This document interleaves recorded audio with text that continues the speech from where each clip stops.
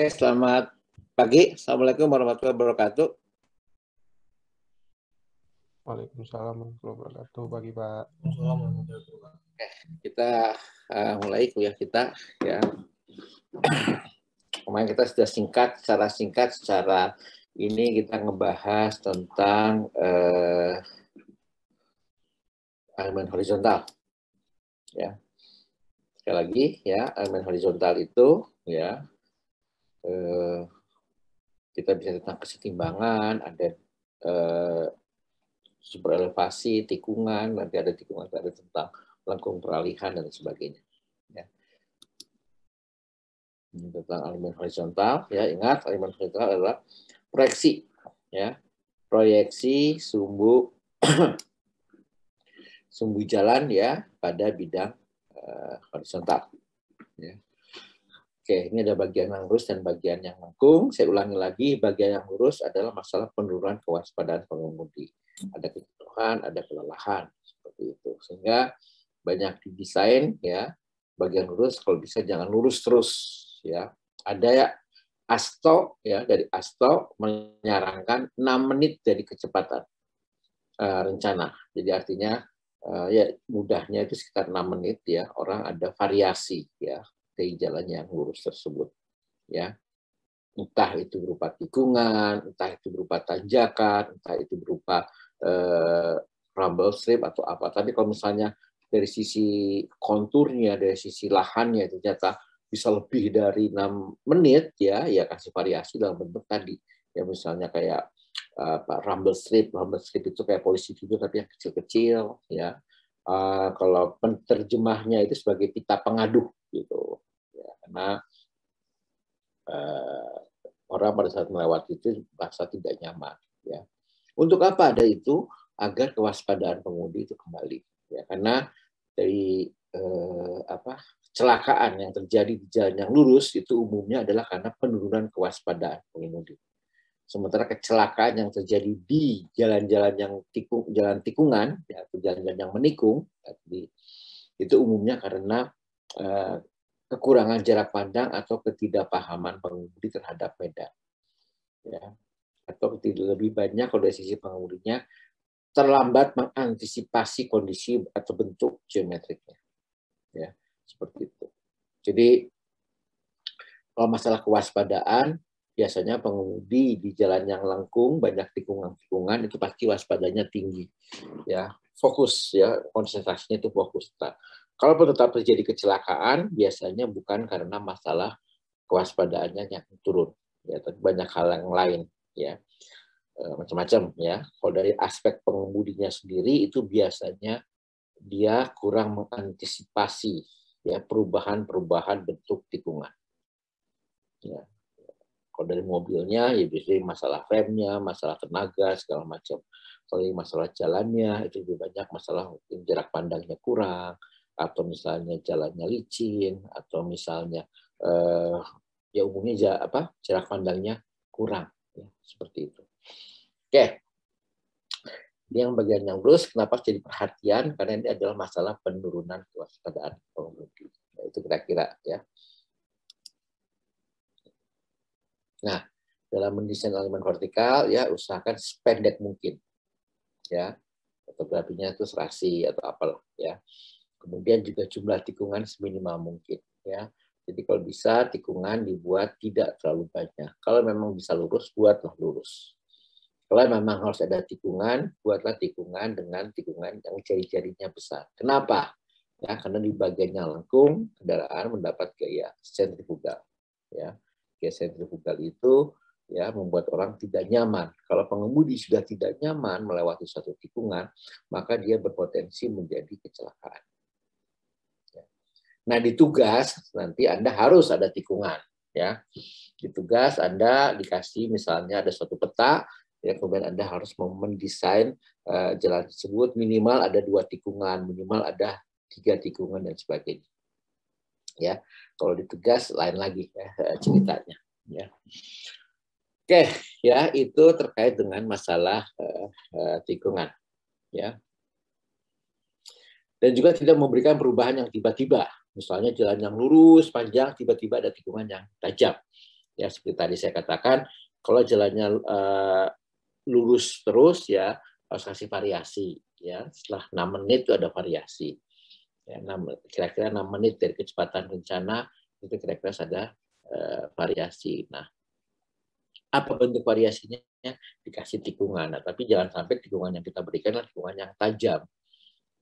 Ya, ini juga cukup berbahaya. Ya. Harus dihindari. Nah, kita ke setiap pertimbangan kita sudah belajar, sudah kita bahas ya. Jadi ada dua pendekatan untuk penyimbangan gaya sentrifugal. Ya, berat sendiri, yaitu menggunakan gaya gesek, dan juga dimiringkan jalannya. Dan yang ketiga adalah kombinasi ya antara tadi gaya gesek dengan kemiringannya.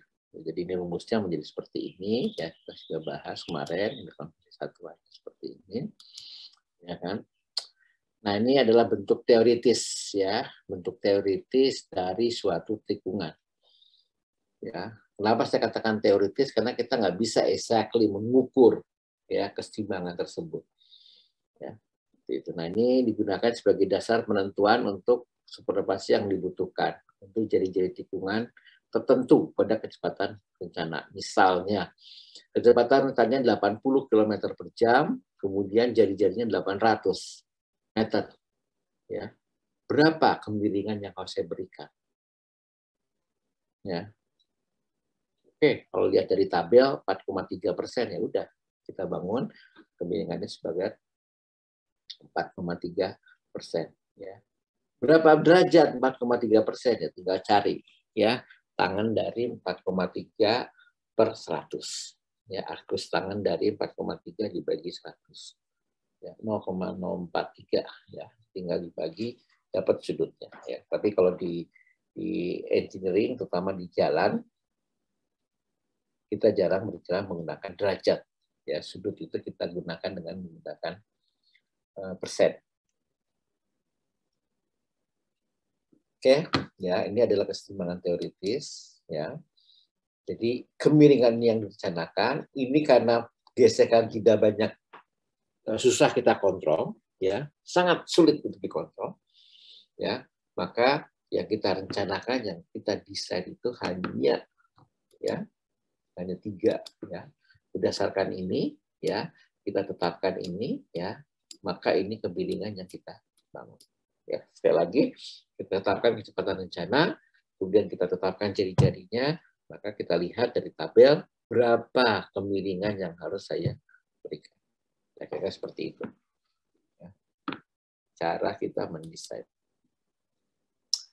Oke, ya.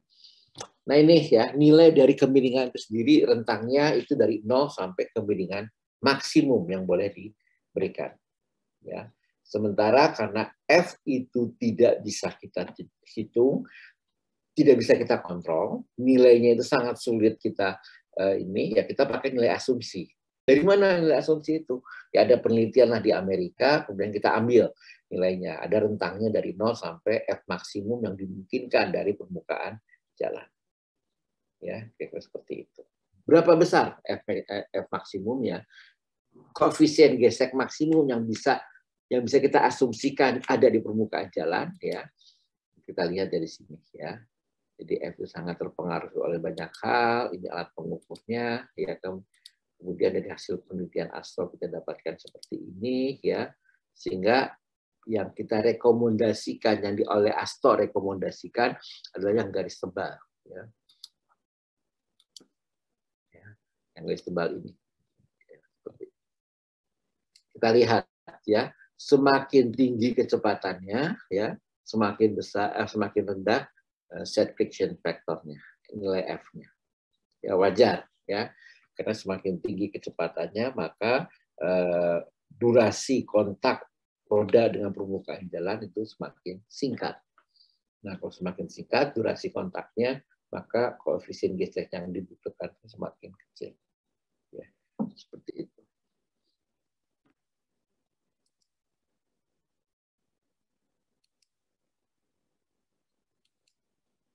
Ya, ini adalah nilai-nilai yang diusulkan ya Jadi kalau 30 km per jam, ya 30 km per jam berdasarkan grafik ini ya, ambil 0,17, 30 km per jam ya kita sekitar sini. Ya, karena yang tebal ya, ini yang tebal. Ya. Kemudian 80 km per jam, ya kita ambil sekitar 0,14 ini. Dan 130 km per jam, ya diambil segini. Pak, saya pakainya 100 km per jam, ya udah, ya kita tambah ini, diambil sekitar sama, ya sekitar 0,11. Ya, seperti itu. Oke, itu nilai F-nya, ya. Nanti F-nya kita pakai di dalam dasar untuk menentukan kemiringan. Nah, kemiringan melintang permukaan jalan, ya itu adalah super elevasi. Ya, tolong dicatat ya, super elevasi itu adalah kemiringan melintang permukaan jalan. Klasifikasi medan adalah kemiringan jalan. Ya, yang namanya jalan dihitung dari kiri ke kanan jalan itu ada galian, kemudian ada trotoar dan segala macam. Itu kemiringan melintang yang kita hitung dalam klasifikasi medan. Ya, jadi kemiringan melintang jalan itu ada klasifikasi medan. Klasifikasi medan adalah kemiringan kemiringan melintang rata-rata ya dari rencana jalan. Nah, super elevasi adalah kemiringan melintang permukaan jalan. Ya, tolong ya jangan kebalik-balik ya, kemiringan melintang permukaan jalan. Karena yang kita utak-atik super elevasinya itu adalah permukaan jalannya. Ya, kadang-kadang drainase trotoar itu tidak harus mengikuti bentuk kemiringan dari super elevasi. Ya, karena super elevasinya miring, maka jalan trotoarnya diikut miring, enggak juga. Ya, trotoar bisa tetap datar. Ya, karena jalannya miring, maka drainase pun dibuat miring, enggak juga. Ya, khawatirnya kalau drainase dibuat miring, maka airnya akan tumpah ya ke permukaan jalan. Ya, seperti itu. Makanya super elevasi itu hanya mempertimbangkan kemiringan melintang permukaan jalan. Dari mana permukaan jalan? Dihitung dari bahu. Ya. Ada bahu, ada jalur jalan. Ya. Seperti itu. Oke. Ya. Ya. Nah, nilai super elevasi maksimum itu ya kapan kita ada apa istilahnya, ada satu set ya nilai super elevasi ya dikunci dengan super elevasi maksimum.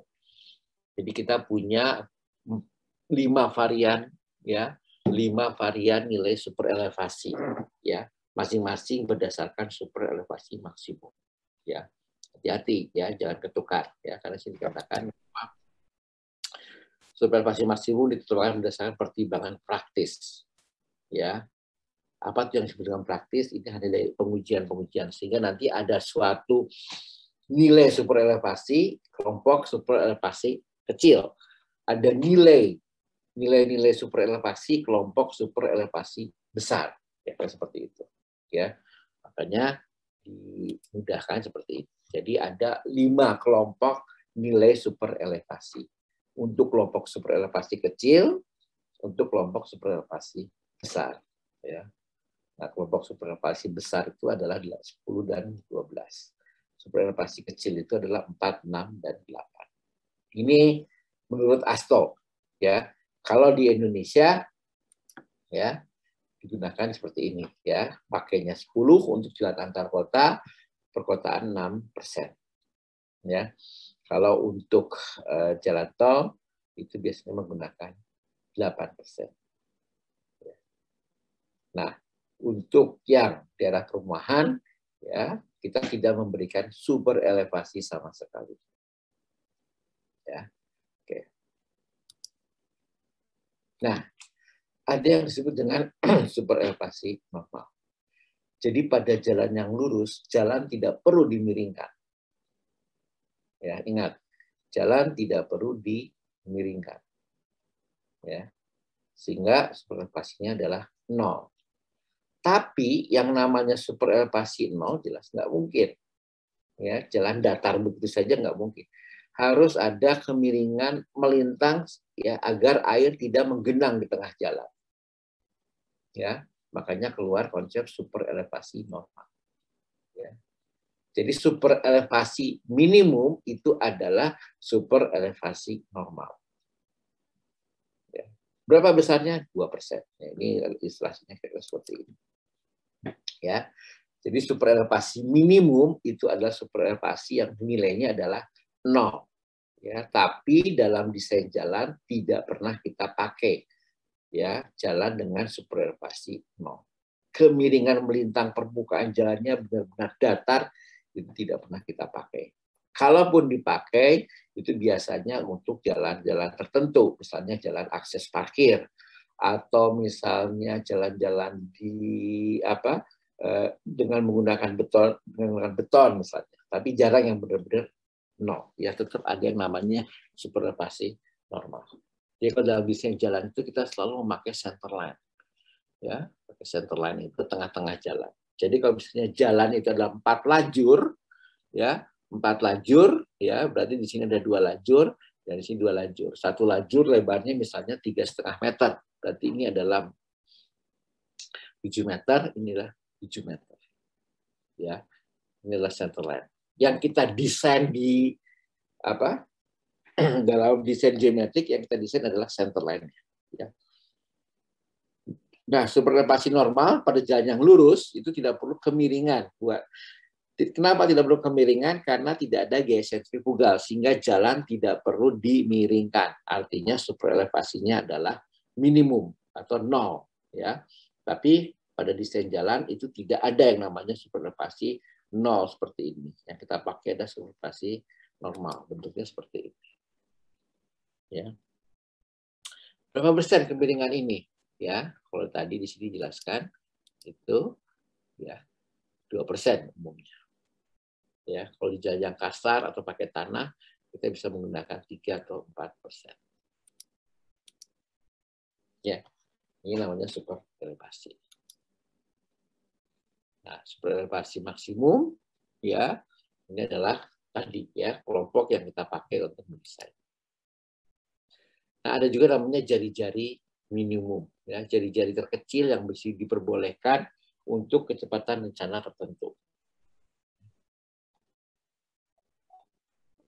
Berapa nilainya? Ditentukan dengan asumsi ini. Tinggal kelompoknya mau mana. Ya. Jadi untuk kelompok super elevasi maksimum 6%, maka R minimumnya pun berbeda dibandingkan dengan kelompok untuk super elevasi maksimum 10%. Kira-kira seperti itu. Ya, jadi variasi jadi R minimum, R terkecil yang diperbolehkan dalam mendesain jalan untuk kecepatan rencana tertentu. Sekali lagi, jari-jari minimum adalah jari-jari terkecil atau jari-jari tikungan terkecil yang diperbolehkan untuk kecepatan rencana tertentu. Ya. Jadi misalnya, ya untuk kecepatan rencana 80 km per jam, kalau kita menggunakan maksimumnya atau super elevasi maksimumnya adalah 10%, maka jari-jari yang terkecil yang boleh kita gunakan adalah 210 meter. Ya, seperti itu. Oke. Ini R minimum dihitung berdasarkan pertimbangan teoritis ini, ya dengan asumsi ini, ya maka kita dapatkan nilai R minimum. Ya, oleh Astro dimudahkan dalam bentuk tabel, ya. Dalam bentuk tabel super elevasi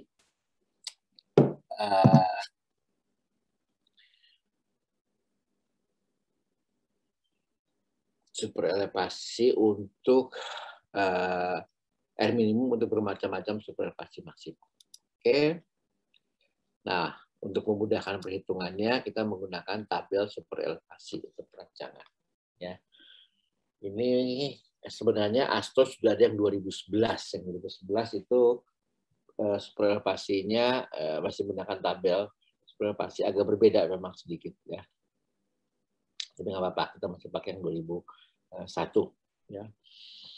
Ini ada 4 jenis tabel ya untuk masing-masing super elevasi maksimum. Ya. Nah ini adalah normal crown ya. Normal plus slope ya, normal crown ya, itu istilahnya adalah untuk super elevasi normal. Ya inilah ya. Ini tabelnya Anda sudah kemarin sudah banyak mengeksplor ya tabel ini. Ya, ya ini 6%, 8%, 10%, dan 12%. Oke, Anda tinggal lihat ya. Tinggal lihat cek ya.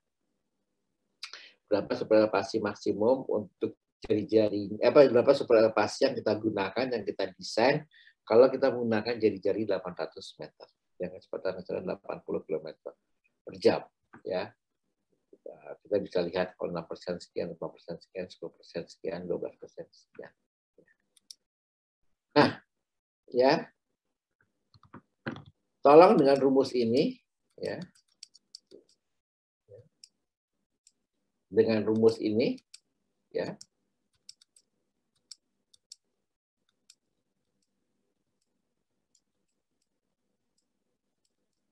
Ya. Dengan rumus E tambah F sama dengan P kuadrat per 127R. Coba Anda buat ini.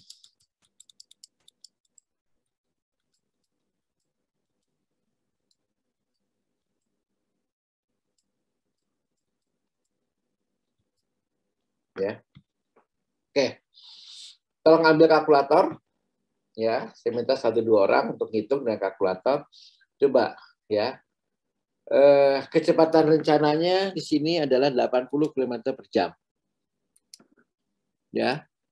Kecepatan rencananya 80 km per jam, ya.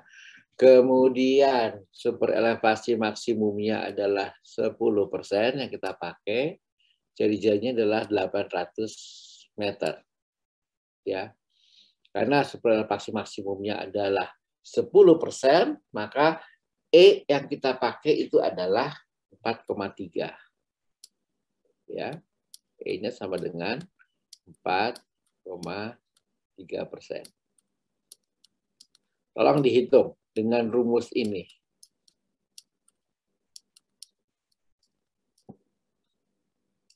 F kuadratnya 80, masukin angka 80 di sini. 1, 2, 7, R. R-nya di sini itu kita masukkan ke 800. E-nya di sini kita masuk ya 4,3%. Nah, berapa F-nya? Ya. F-nya berapa jika pada tikungan tersebut ada kendaraan lewat dengan 40 km per jam. Ya.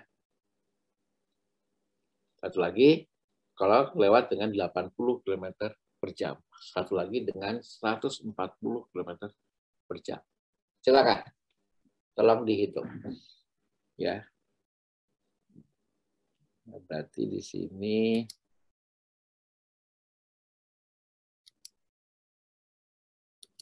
ya, di sini F sama dengan berapa? F sama dengan berapa? Di sini F sama dengan berapa? Silakan, ada yang menghitung belum? Berapa? Oh ini kalau kecepatan rencana, kalau kecepatannya 40 km per jam. Jadi ceritanya ada tikungan didesain dengan kecepatan rencana 80 km per jam. Kita nggak pernah bisa ngontrol kecepatan kendaraan yang lewat di situ. Ya, tapi kebetulan ada kendaraan lewat di tikungan yang kita rencanakan tersebut dengan kecepatan 40 km per jam. Berarti dengan konsep kesetimbangan teoritis ini, secara teoritis dia akan mendapatkan gaya gesek berapa? Koefisien gesek yang dia terima berapa? Kalau ada kendaraan lain lewat dengan 80 km per jam, secara teoritis dia akan mendapatkan koefisien gesek melintang berapa? Kalau ada kendaraan lewat dengan yang kendaraan lewat dengan 80 km per jam itu sesuai dengan kecepatan rencana. Kalau ada yang lebih besar dari kecepatan rencana yaitu 140 km per jam, koefisien gesek teoritis, koefisien gesek melintang secara teoritis yang dia akan terima berapa? Mendadak? Halo?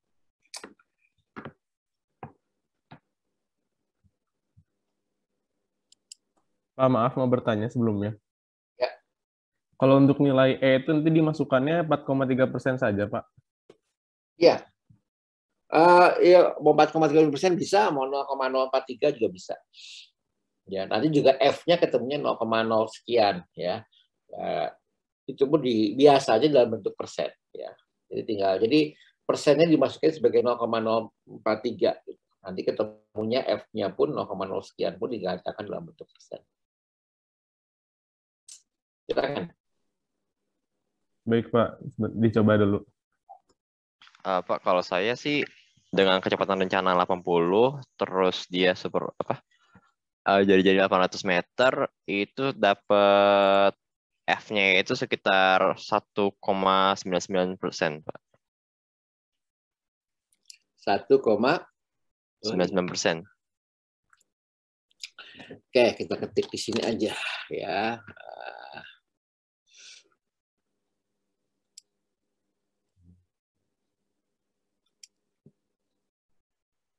Ya. Jadi ini kalau yang 40% udah dapat, di F sama dengan berapa? Saya kecepatan rencananya 80% tadi, Pak. 80% ya. Oke. Iya. 80% ya. Anda dapat F-nya itu sama dengan berapa? 1,999%. 99% ya. Iya. Ada yang sudah ngitung untuk yang lain? Ini F dengan berapa? Ya. Oke, ya. Ini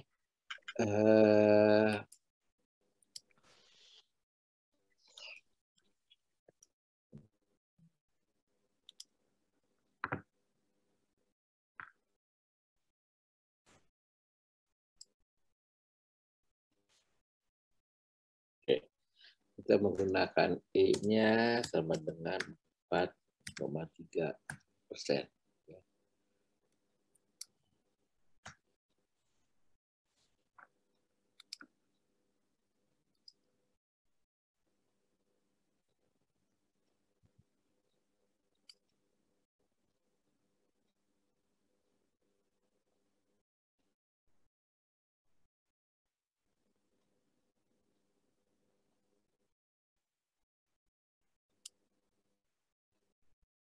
Oke, ya. Ini E-nya adalah 4,3. Silakan, ada yang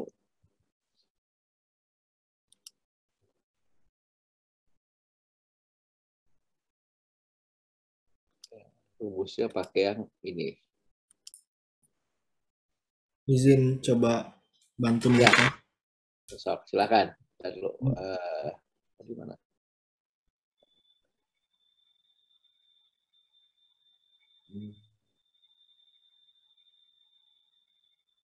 Oke. Ya.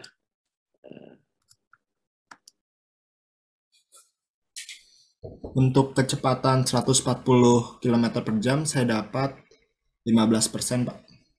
15%. Ya. Ini? Untuk yang itu saya dapat minus, Pak. Minus Apa? Minus berapa? 2,7%. Minus berapa? Minus 2,7%, Pak. 2,7%. Ya.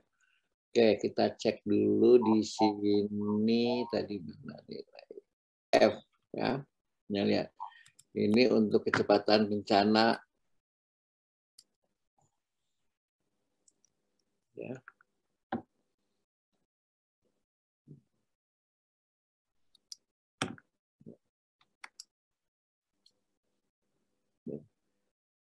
Oke.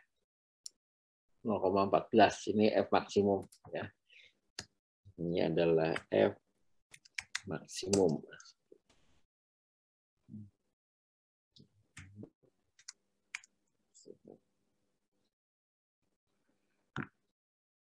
Oke, X maksimum ya sama dengan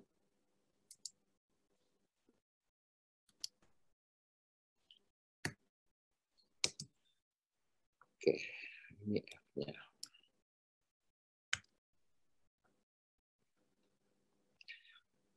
Oke, ya. Ada yang beda hitungannya? Nah ya. Oke, Ya. Kayak gini, sekarang kenapa ini saya ingin ini adalah secara teoritis sebenarnya. Ya, ini adalah kajian secara teoritis yang sebenarnya kalau di rancangan desain kita mungkin agak sulit kita mendapatkan angka itu, tapi membuktikan angka tersebut ya, karena penelitiannya akan sangat sulit. Tapi kita lihat dulu di sini ya. Untuk kecepatan rencana 80 km per jam ya. 80 km per jam artinya ada mobil yang lewat sesuai dengan kecepatan rencana. Dia mendapatkan koefisien gesek melintang secara teoritis adalah 2%. Ya. Nah, nilai tersebut masih jauh di bawah maksimum yang bisa diberikan. Jadi menurut asumsi yang kita pakai, kalau kecepatan rencananya 80 km per jam, maka koefisien gesek yang bisa kita berikan itu ya secara teoritis adalah 14%. Ini masih 2%. Ya. Jadi ini masih 2%, ya. Ini masih oke lah. Ya, di bawah 2% ya, karena dia di bawah 14%. Ya. Ini maksimumnya. Ya, seperti itu. Nah, apa yang terjadi kalau dia lewat dengan 140 km per jam? Ya, kita dapatnya adalah 15%. Ternyata ini lebih besar ya dari F maksimum. Artinya apa? Untuk mengimbangi gaya sentrifugal, kita memiringkan jalan dan menambah gaya koefisien gesek. Untuk mengimbangi gaya sentrifugal, ya kita dengan mencoba memiringkan jalan dan memberikan gaya gesek. Ya kan? Kemiringan jalan yang kita berikan adalah 4,3%. Ya. Gaya gesek maksimum yang bisa kita berikan, koefisiennya maksimum adalah 14%. Nah, ada mobil lewat dengan 140 km per jam, dia membutuhkan koefisien gesek melintang 15%. Ini membutuhkan 15%. Tapi yang bisa diberikan oleh jalan itu adalah 14%. Ya, artinya mobil yang lewat dengan kecepatan rencana 140 km per jam, ya, itu akan ada masalah kesetimbangan. Jadi kesetimbangan gaya sentrifugal yang terjadi itu kurang bisa diakomodasikan oleh jalan. Ya, ngerti ya? Jadi kalau ada mobil yang lewat dengan kecepatan rencana, nggak masalah, ya. Karena untuk mobil tersebut dia membutuhkan 2%, yang disediakan 14%. Oke, nggak ada masalah. Tapi kalau lebih besar kecepatannya, maka gaya sentrifugal yang terjadi juga lebih besar. Akibatnya apa? Dia membutuhkannya 15%, tapi yang bisa diberikan adalah 14%. Ya. Jadi potensi mobil itu terlempar atau dia cenderung untuk bergeser keluar itu cukup besar. Ya, itu wajar ya. Jadi sekarang kita mengapa mobil nggak boleh ngebut di tikungan, karena itu salah satunya. Dia bisa terlempar. Sekarang pertanyaannya yang lainnya adalah bagaimana kalau mobil itu lewatnya terlalu pelan? Ini yang kejadiannya. Ya. Kita rencanakan dengan 80 km per jam, ya, tapi mobil itu cukup pelan, misalnya truk atau bus. Truk lah biasanya, truk yang dengan muatan berlebih, yang saat itu lewatnya itu dengan 40 km per jam. Yang akan dia dapatkan adalah negatif. Apa artinya negatif? Ya, artinya negatif itu seperti ini. Jadi kalau secara teori, ya, gaya sentrifugalnya adalah keluar arah tikungan dan koefisien geseknya adalah menuju ke ini. Sehingga ini adalah bentuk idealnya. Jadi kalau misalnya mobil lewat yang 80 km per jam dengan 140 km per jam, ya, gaya ini ditahan oleh gesekan ini dan kemiringan. Ya, seperti itu. Itu kalau koefisien geseknya positif. Kalau koefisien geseknya negatif, yang kejadiannya seperti ini. Ya. Negatif artinya F-nya berubah arah. Artinya apa? Ya, kalau bisa arahnya ke atas, berarti mobil ketarik ke dalam. Ya. Apa artinya mobil ketarik ke dalam? Itu pada saat melewati tikungan yang dia harusnya bentuknya yang warna biru ini, karena ketarik ke dalam, dia akan cenderung untuk pindah lajur. Nah, ini akan sangat berbahaya kalau misalnya ada mobil yang berlawanan arah. Ya, jadi ada kecenderungan mobil akan pindah lajur. Artinya kalau misalnya pengemudinya tidak waspada, pengemudinya itu tidak waspada ya karena dianya terlalu pelan, dia akan merasa mobilnya tiba-tiba kok ke tengah sendiri gitu. Yang dia lakukan biasanya adalah dengan menahan roda kemudi atau setirnya ya agar dia tidak pindah ke tengah. Seperti itu. Ya.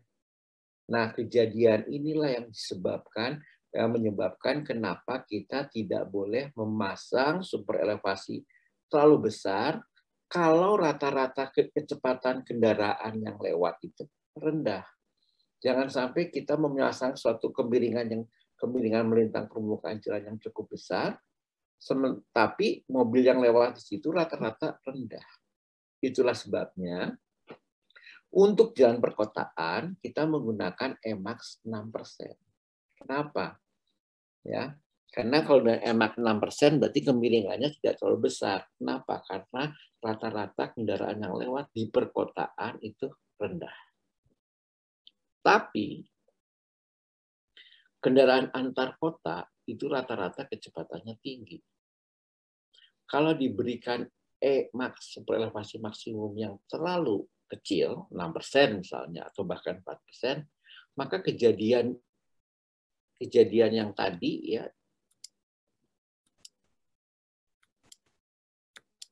kejadian yang ini itu akan sering terjadi. Ya. Akibatnya apa? Dia membutuhkan suatu koefisien gesek yang lebih besar daripada yang bisa kita sediakan dari jalan. Ya. Jadi kalau untuk jalan-jalan antar kota di mana kecepatan rata-rata kendaraan itu besar, maka kita gunakan super elevasi maksimum yang besar. Makanya untuk jalan antar kota, ASTO menyarankan kalau nggak 10, 12. Ya. Indonesia pakainya 10. Ya, seperti itu.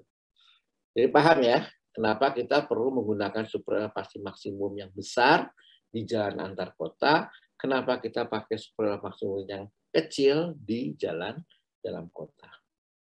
Ya. Kenapa di jalan tol justru pakainya 8%, padahal rata-rata ya kecepatannya jauh lebih besar dari jalan antar kota. Ya. Karena itu masalah pertimbangan perkerasan. Ya. Masalah pertimbangan dari menggunakan perkerasan beton. Ya, kalau kita menggunakan perkerasan aspal, ya itu sebaiknya jalan tol kita menggunakan super elevasi maksimum 10%. Ya, nah jalan tol yang menggunakan aspal itu mungkin kalau di Indonesia itu hanya jalan tol Jagorawi dan Jakarta Cikampek. Setelah itu hampir semua jalan tol di Indonesia itu menggunakan rigid, menggunakan beton. Kenapa? Nanti tahun semester depan Anda akan belajar. Ya, karena penyiapan tanah dasar, penyiapan tanah fondasi buat jalan rigid atau jalan beton itu relatif lebih mudah daripada penyiapan tanah dasar atau tanah fondasi kalau kita menggunakan perkerasan lentur. Ya. Karena sifatnya kalau perkerasan lentur semua beban ditransfer ke tanah dasar, tanah fondasi ya, ke struktur fondasi tanah di bawahnya. Sementara kalau untuk perkerasan beton ya, beban kendaraan ya itu diserap semuanya, ditahan semuanya oleh betonnya. Ya. Jadi tanah di bawah beton itu sifatnya hanya sebagai tumpuan ya, bukan penahan beban. Ya, sementara kalau di lentur yang menggunakan aspal itu bebannya ditransfer semuanya ke tanah dasar. Ya. Nah, karena seperti itu maka kemiringan untuk jalan yang menggunakan aspal itu sebaiknya kalau di antar kota kalau rata-ratanya tinggi kita gunakan yang 10%. Oke ya, itu prinsip dari pemilihan super elevasi maksimum. Ya, tidak ada tinggal saja kelasnya ya. Fungsi jalannya kalau di tugas itu ada namanya jalan direncanakan fungsinya sebagai jalan arteri. Nah, kalau arteri itu jalan utama ya biasanya jalan antar kota, ya biasanya kecepatan rata-ratanya tinggi, ya udah super elevasi maksimumnya kita pakai 10%. Ya.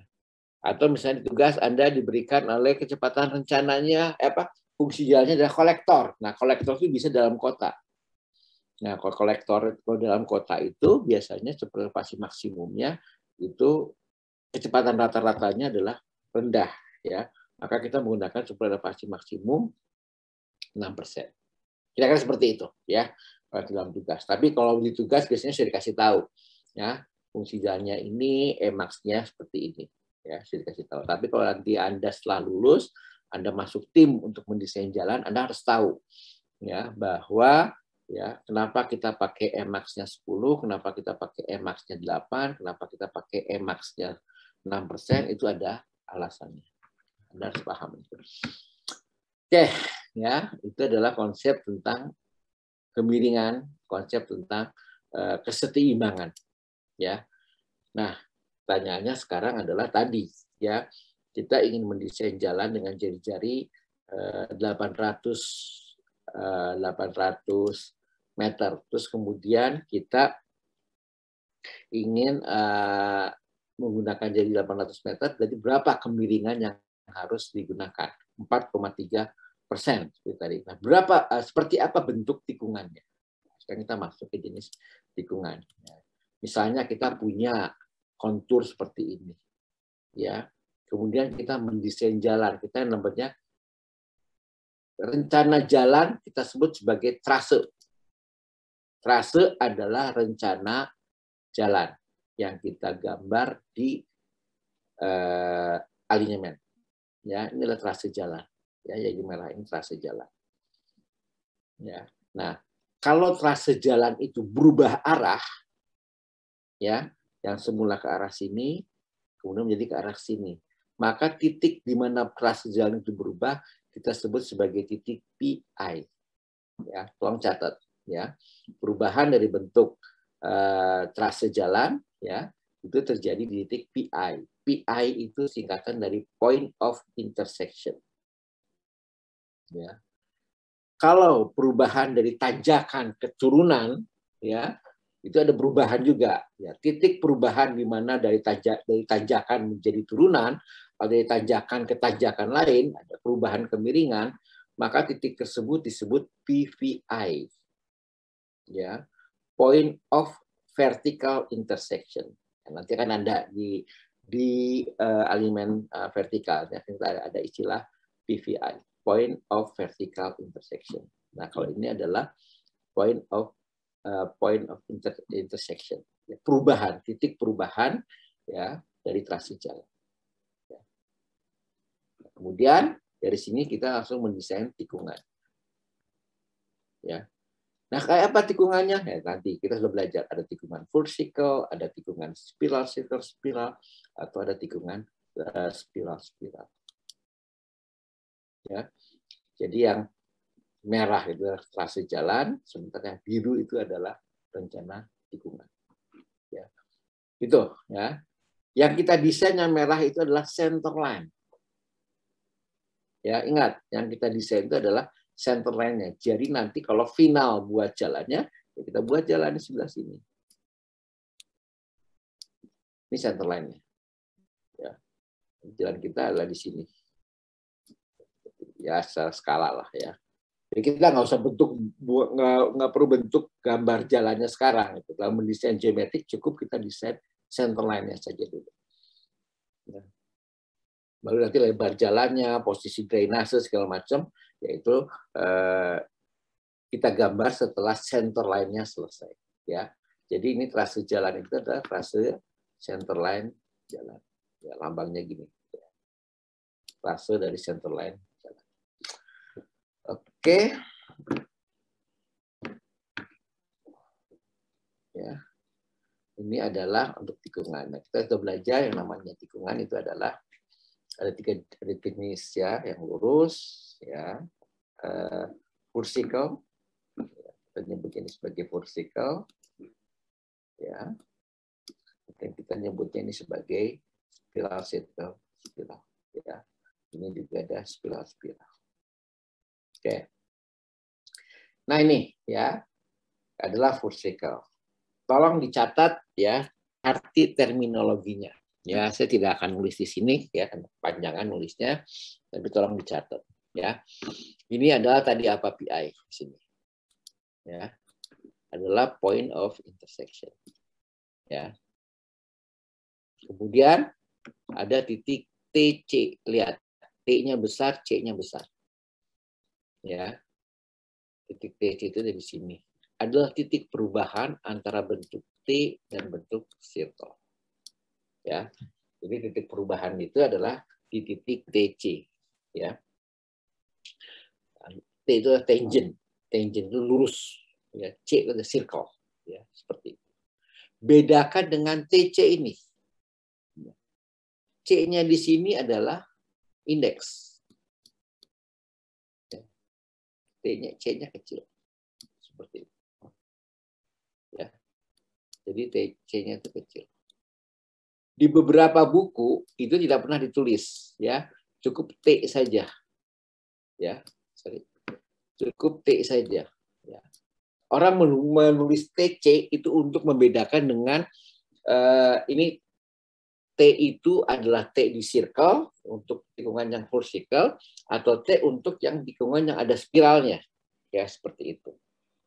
Ya, tapi mudahnya ya orang menyebutnya cukup dengan T saja. Ya, seperti itu.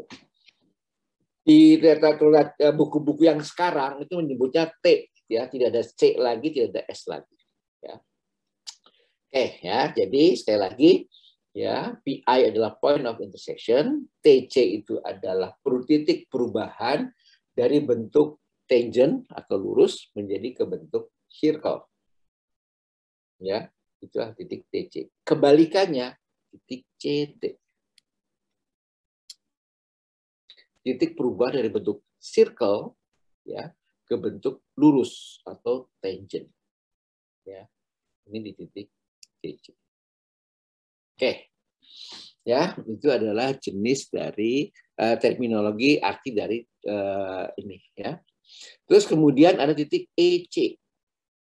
Ya, ini yang disebut dengan offset.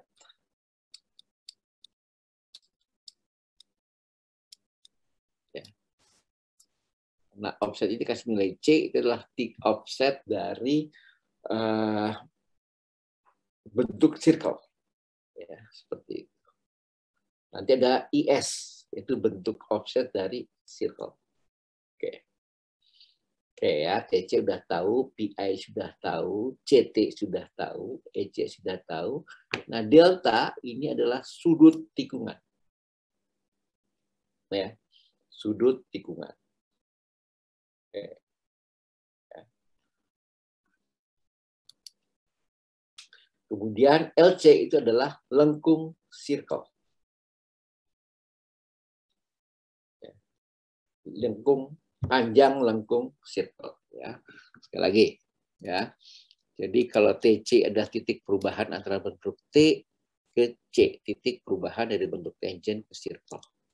CT ya, itu titik tempat terjadi perubahan dari circle ke tangent, dari lingkaran ke lurus ya. Kemudian EC itu adalah offset ya pada bidang pada tikungan circle, makanya ada titik E. Ya. LC itu adalah panjang lengkung circle. Delta itu adalah sudut tikungan. Nah, ya. R itu jari-jarinya. Oke. Jadi panjang titik TC, ingat C-nya itu adalah indeks, itu sama dengan R dikali tangan setengah delta. Ya kan? LC ya itu sama dengan 2 delta dikalikan 350 kalikan 2 PR. Kenapa ya seperti ini hitungnya? Anda bayangkan adalah suatu bentuk lingkaran. Jadi rumus ini bukan rumus yang tiba-tiba hadir gitu, nggak ada perhitungannya. Ya. Ini adalah bentuk LC. Dan ini adalah bentuk LC-nya. Berarti ini adalah bentuk seperti ini. Ini adalah sudutnya, ya. Ini sudut, ya kan? Berarti mudahnya adalah ya sudut LC, ya LC dibanding dengan keliling lingkaran ya 2πr, πr ya itu sama dengan sudut ini ya sudut juring ya istilahnya ya dibagi 360. Ini rumus dasar. Deltanya kita tahu ya, terus kemudian ininya jari-jarinya tahu ya, kita bisa mendapatkan nilai LC-nya.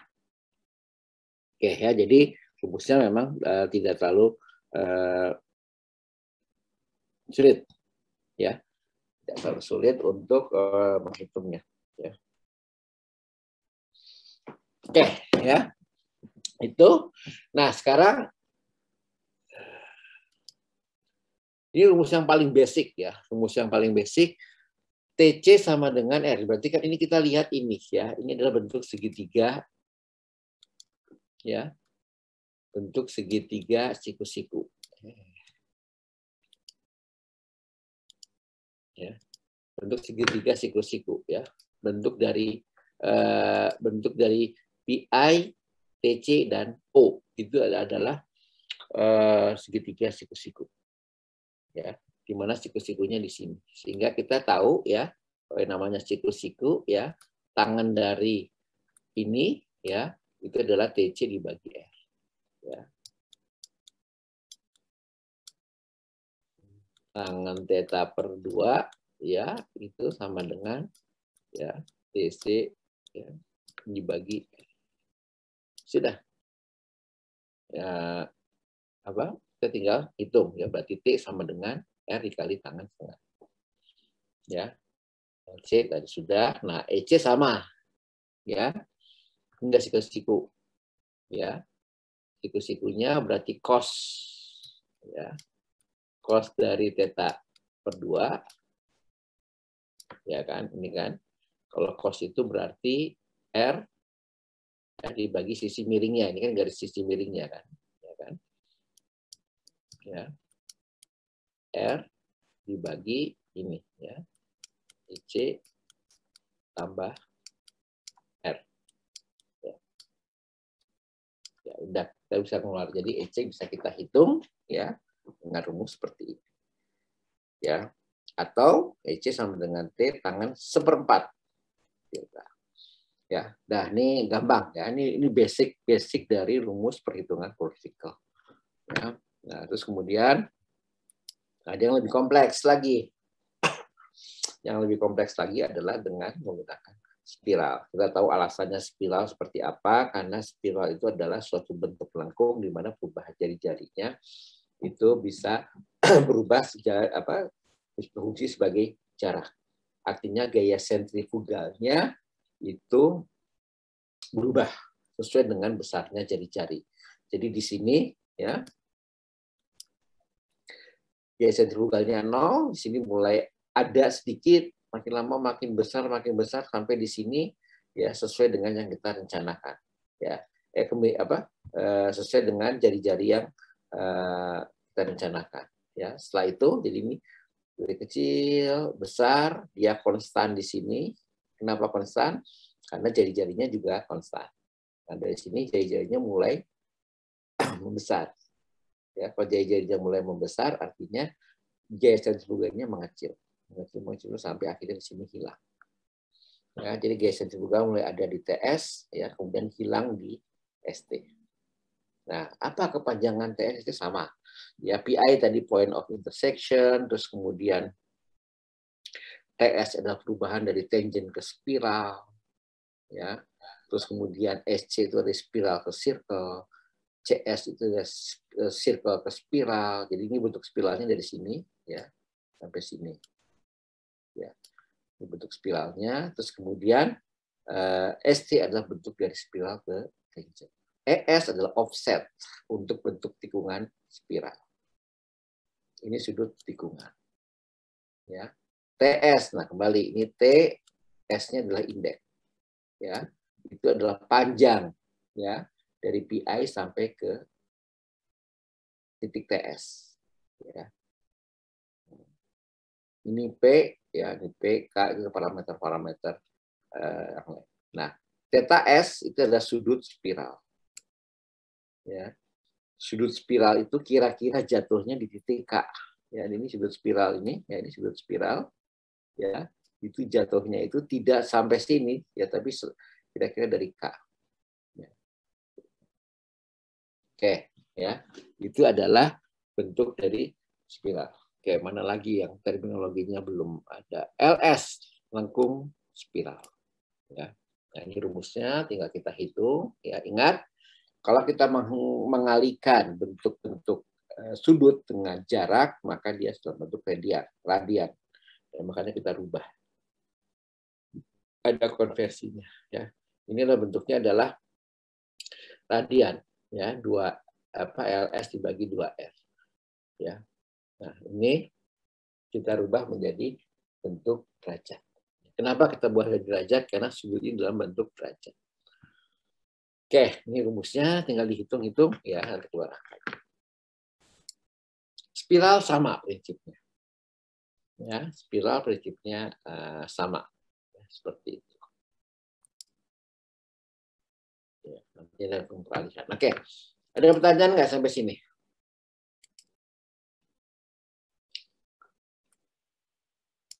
Pak izin bertanya.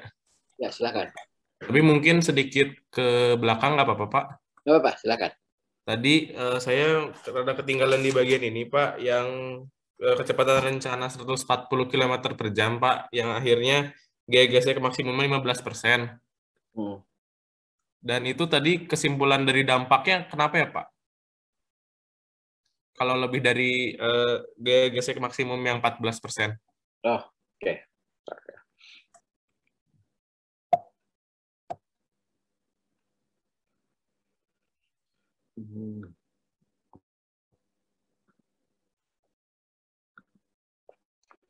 Oke, kita kembali ke sini lagi ya.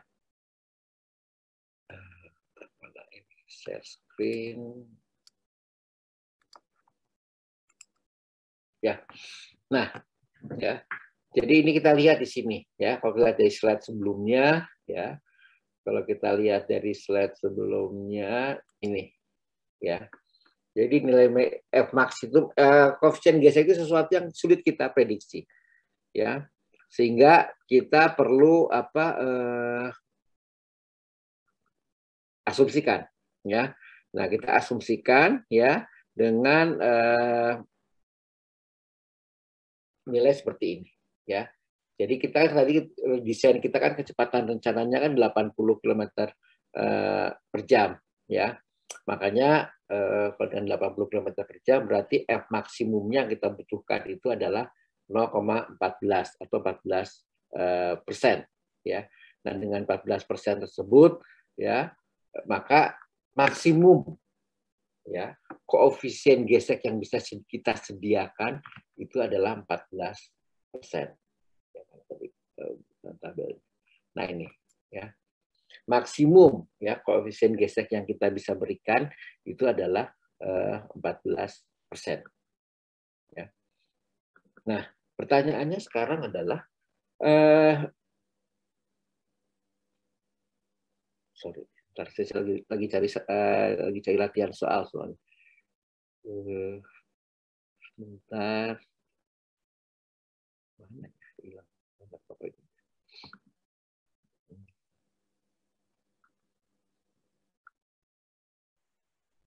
Ya. Jadi kita bisa sediakan di sini adalah 4%. Sementara dengan kecepatan 140 km per jam, kita membutuhkan 15% agar dia keseimbangannya bisa terjadi. Ini keseimbangan teoritis ya. Keseimbangan teoritis ya. Belum tentu kalau 140 km per jam mungkin karena bannya bagus ya atau baru atau apa sebenarnya dapat ya. Tapi ini hanya sebagai contoh saja ya, contoh ilustrasi ya.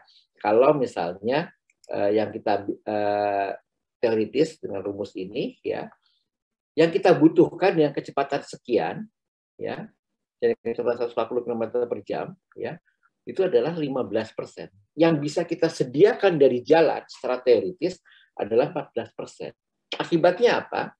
Cengkraman kendaraan terhadap jalan itu kurang.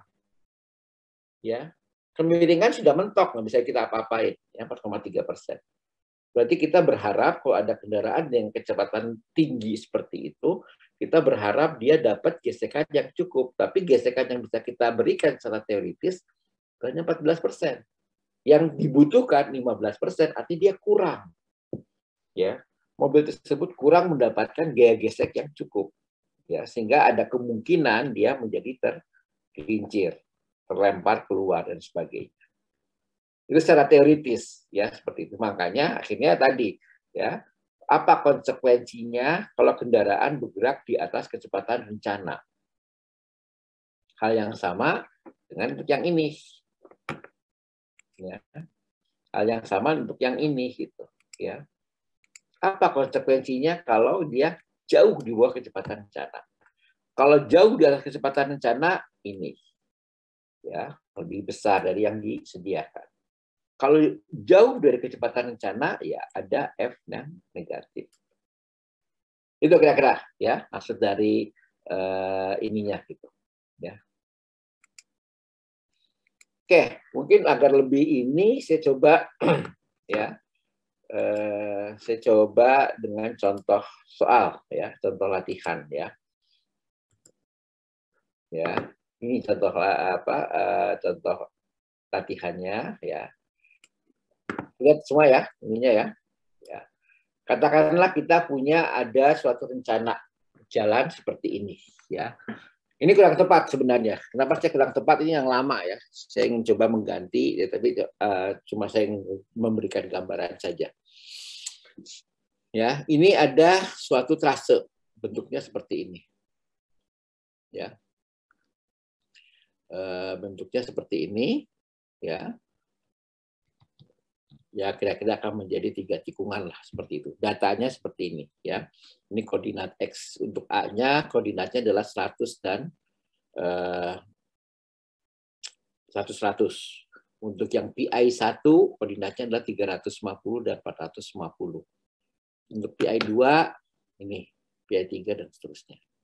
Kecepatan rencana 80 km per jam, super elevasi normal yang kita pakai standar yaitu 22%, dan super elevasi maksimum yang kita pakai aja 8%. Kita punya pilihan ada 6, 8, 10, dan 2. Ada 4, 6, 8, 10, dan 12. Di Indonesia kita cuma pakai kalau nggak 6 ya 10 ya. Jalan tol 8. Kita pakai karena ini jalan antar kota ya, kita pakai 10%. Nah, di sini ada 3 tikungan. Nah, kita ingin mendesain tikungan tersebut dengan full circle di sini dengan jari-jarinya 2000, SCS dengan jari-jarinya 800, dan SS spiral-spiral dengan jarinya 250 ya. Di mana jari-jari minimum yang diperbolehkan adalah 210, tapi kita pakai 250. Oke ya, ini kebayang ya, situasinya seperti ini. Nah, yang kita butuhkan di sini adalah sudut tikungan. Kita gambarnya mana di sini? Ya, sudut tikungan di sini. Ya. Berapa sudut tikungan di sini? Yang kita tahu cuma ini. Ya, koordinatnya. Maka kita bisa menghitung ya rumus untuk azimut. Ya. Rumus azimut, ada rumus sudut tikungan, dan juga ada rumus jarak, yaitu Pythagoras biasa. Ya. Kalau azimut itu adalah suatu sudut yang dihitung dari arah utara. Ya. Nah, dalam mendesain tikungan, arah utara itu adalah sumbu Y positif. Ya. Jadi azimut itu dihitung dari arah terhadap arah utara. Ya, seperti itu. Nah, sudut tikungan itu adalah selisih dari azimut. Kira-kira seperti itu. Ya. Kalau menggambar nggak di sini, oh, udah enak. Text line, ya. Oh, nggak bisa.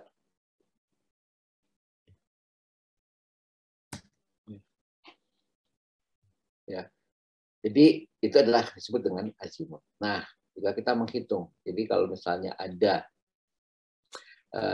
azimutnya, ya kita hitung ini, maka kita mendapatkan delta x dan delta y, ya. Delta x-nya sekian, sekian, kemudian kita hitung azimutnya pakai rumus ini. Ini kan delta x, ini delta y, ya. Dengan tangan ini kita dapatnya azimut 1, ya. Azimut 1 itu, ya, arah dari A, kemudian azimut 2 itu arah dari PI ke PI 1 ke PI 2, ya. Nah, kita dapatkan sudutnya seperti itu. Oke, nantilah saya akan jelaskan masalah perhitungan. Tapi yang penting kita adalah mendapatkan sudut tikungan dan jarak. Akhirnya nanti trase kita adalah seperti ini. Ya, sudutnya 67, ya, untuk 6,7, ini 8,1, ini dan sebagainya. Ya. Terus bagaimana cara menghitung vertikal? Ya udah, tadi dengan rumusnya tinggal kita masukin aja. Gampang cara menghitungnya.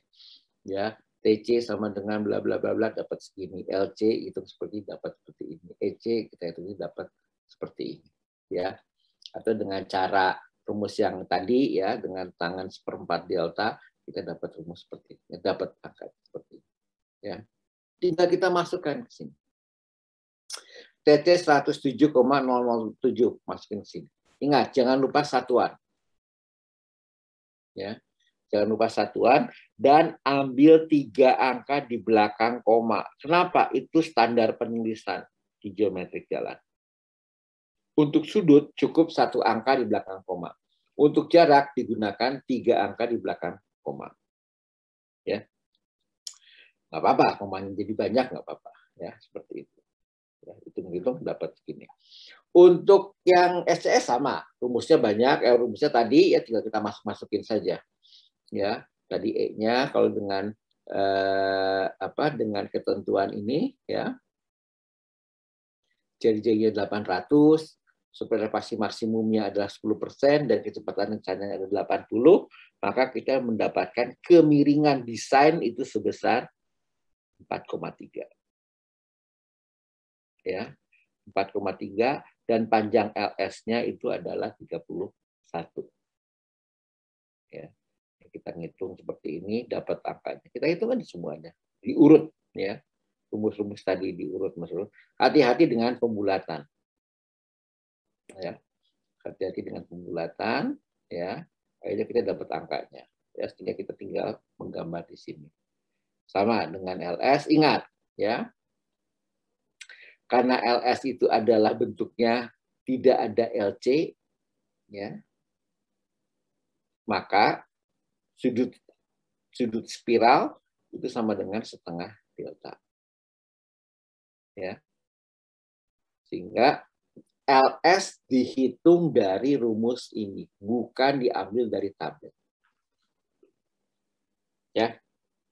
Lihat. Dari tabel kita mendapatkan 70 meter. Dari perhitungan kita dapat 52 meter. Mana yang mau kita ambil? Ya. Sebaiknya kita menggunakan yang 52 meter. Ya, bukan diambil dari tabel. Oke. Kita hitung, ya, kita dapat ya angka-angkanya. Ya. Sehingga ya, nah, kita dapat ya bentuk tikungannya. Ada TC, ada CT, ada TS. Ya, ada TS, ada SC, SC, kemudian ST. Ada TS lagi, kemudian ada SCS di sini, dan kemudian ada ST. Dari mana angka-angka itu? Ya, dari perhitungan ini, ya, perhitungan rumus-rumus ini. Ya, kalau kita tabelkan, ya kira-kira dapat seperti ini. Ya.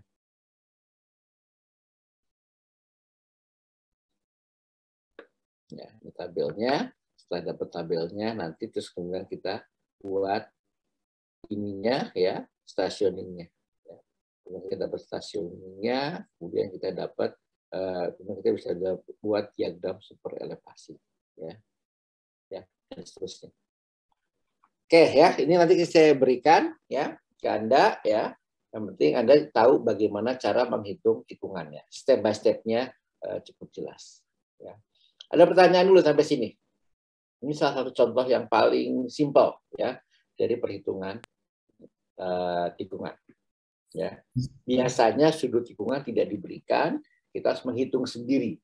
Ya, menghitung sendiri dari koordinat. Ini hanya perhitungan trigonometri biasa, ya di SMA kita sudah pernah belajar, jadi tidak ada masalah.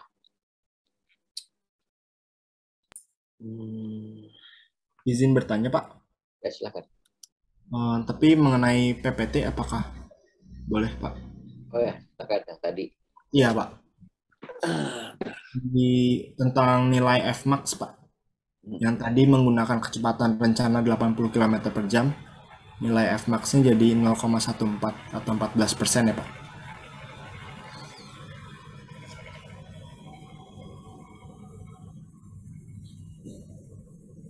Ya, kenapa? Fmax yang digunakan, kecepatan rencana yang digunakan kan 80 km per jam ya, Pak? Sehingga didapat nilai Fmax-nya dari grafik itu 0,14 atau 14%. Ya. Ini kan 14% ini kan yang bisa dikasih jalan kan, Pak ya? Betul.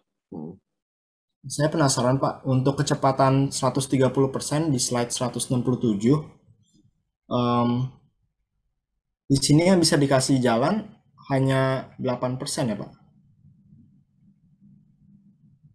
Dikasih jalan 8%. Ya, jadi gini, ya, semakin cepat kendaraan, ya, kontak roda dengan permukaan jalan itu semakin singkat, ya, sehingga koefisien gesek yang kita berikan pun semakin kecil, ya.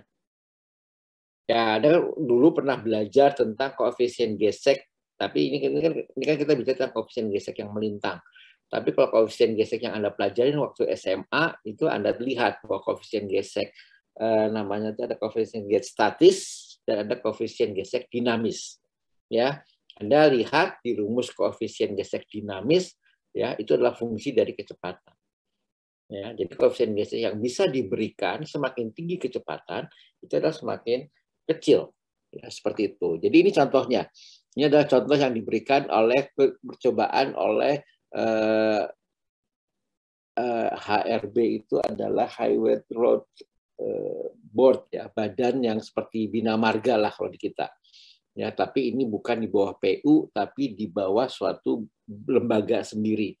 Ya, ini sekarang menjadi TRB, ya, Transport Research Board, ya, badan riset tentang transportasi. Jadi dia badan riset khusus, ya, itu di luar PU, ya. Public Work itu ada lagi, ya. Di Amerika ada yang namanya badan riset khusus. Nah, badan riset khusus inilah yang kemudian melahirkan salah satu akarnya itu adalah ASTO, ya, seperti itu. Jadi ada badan riset khusus. Dan melakukan percobaan tahun 40. Ini ada percobaan tahun 38. Kita lihat di sini, ya, terlepas dari ini, semua bentuk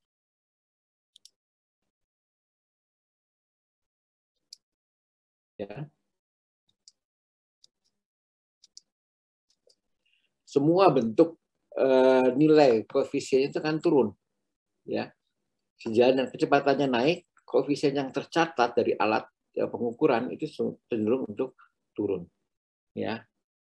Nah, dengan konsep seperti inilah kemudian dicoba-coba seperti ini, akhirnya keluarlah suatu usulan, suatu bentuk konsep distribusi lah atau rentang nilai F maksimum yang bisa diberikan, ya, untuk kecepatan-kecepatan tertentu. Ya, kita lihat di sini, ya, kalau 50 jatuhnya sekitar 0,16, 80 itu sekitar 0,14, 110.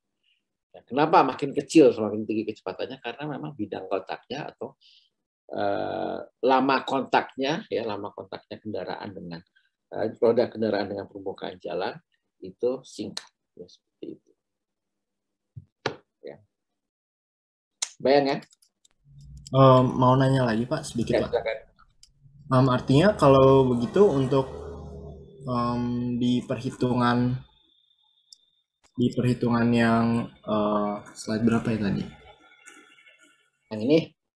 Iya Pak, untuk ini, untuk perhitungan misalnya 140 km per jam, harus dipakai apakah harus dipakai Fmax-nya yang dari tabel atau bisa pakai Fmax rencana 80 km per jam Pak? Fmax ya, Fmax itu tidak ada dalam tabel. Ya, karena tadi F itu tidak bisa kita hitung. Makanya ini adalah satu konsep yang sifatnya teoritis. Ya, tapi ini saya hanya memberikan ilustrasi ya, hanya memberikan ilustrasi. Kalau ada kendaraan dengan kecepatan sebesar ini, ya, dia perlunya ini. Padahal yang bisa disediakan oleh jalan adalah ini. Jadi untuk kendaraan-kendaraan yang kecepatannya tinggi, ada kemungkinan ya jalan tidak bisa menyediakan gaya gesek yang dibutuhkan. Ya kan? Secara teoritis kita bisa ilustrasi dengan seperti ini. Ada 140 km per jam, butuhnya 15%, tapi yang bisa kita sediakan adalah 14%. Ya, jadi ini hanya untuk memberikan gambaran. Untuk kendaraan yang lewat di suatu tikungan dengan kecepatan tinggi, ada kemungkinan ya jalan tidak bisa memberikan koefisien gesek yang dibutuhkan. Ya, tapi ya masalahnya koefisien gesek tersebut tuh nggak bisa kita ukur dengan pasti. Karena apa? Ya tadi ya minggu lalu kita sudah mengatakan ya kalau bannya kempes dengan tidak kempes itu beda F-nya. Bannya baru dengan bannya lama itu beda F-nya. Mobilnya penuh diisi orang dengan mobilnya diisi cuma satu orang saja, ya itu beda F-nya, ya kan? Kondisi hujan dan kering beda F-nya. Ya, sangat sulit ya kita menetapkan angka F yang exactly. Makanya kita tadi kalau mengatakan kenapa kita tidak mendesain dengan F yang lebih kecil lagi gitu.